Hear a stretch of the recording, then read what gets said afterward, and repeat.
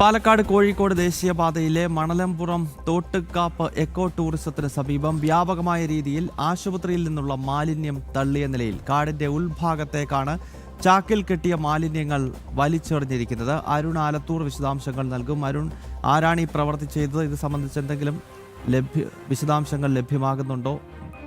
നാട്ടുകാരുടെ നേതൃത്വത്തിലാണോ ഇപ്പോഴിത് കണ്ടെത്തി പ്രതിഷേധം നടക്കുന്നത്?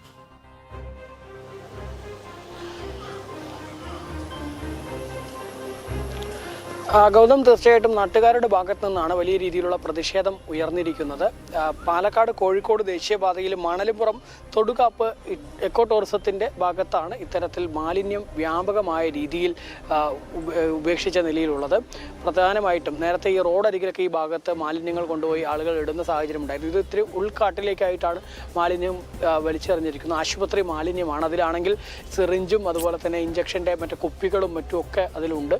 അതുകൊണ്ട് തന്നെ പല പ്ലാസ്റ്റിക് കുപ്പികളും മറ്റുമൊക്കെ പൊട്ടി അവിടെ അതിൽ വെള്ളം കെട്ടി നിന്ന് കൊതുകും മറ്റുമൊക്കെ കൂടുതൽ അവിടെ വിരിയുന്ന ഒരു സാഹചര്യമുണ്ട് എന്നുള്ളതാണ്. നാട്ടുകാരെ സംബന്ധിച്ചിടത്തോളം ഈ പ്രദേശത്താണെങ്കിൽ ഡെങ്കിപ്പനിയൊക്കെ വ്യാപകമായിട്ട് പടർന്നു പിടിക്കുന്ന ഒരു സാഹചര്യമുണ്ട്. തച്ചമ്പാറ ഗ്രാമപഞ്ചായത്തിൻ്റെ ഭാഗത്തു നിന്ന് ഇവിടെ കാര്യമായ നടപടികളൊന്നും സ്വീകരിക്കുന്നില്ല എന്നുള്ളതാണ്. ഡെങ്കിപ്പനിക്കെതിരെ വലിയ രീതിയിൽ ബോധവൽക്കരണമൊക്കെ നടത്തുന്നുണ്ട്. മഴക്കാല രോഗങ്ങളെയൊക്കെ തടയുന്നതിന് വേണ്ടിയുള്ള ബോധവൽക്കരണം പഞ്ചായത്തിൽ നടത്തുന്നുണ്ട്. എന്നാൽ ബോധവൽക്കരണമല്ല, ഇങ്ങനെ രോഗങ്ങൾ ഉണ്ടാവാതിരിക്കുന്നതിന് വേണ്ടി ഉള്ള നടപടികൾ സ്വീകരിക്കുക എന്നുള്ളത് ഉണ്ടാവുന്നില്ല എന്നുള്ളതാണ് നാട്ടുകാർ പ്രധാനമായിട്ട് പറയുന്നത്.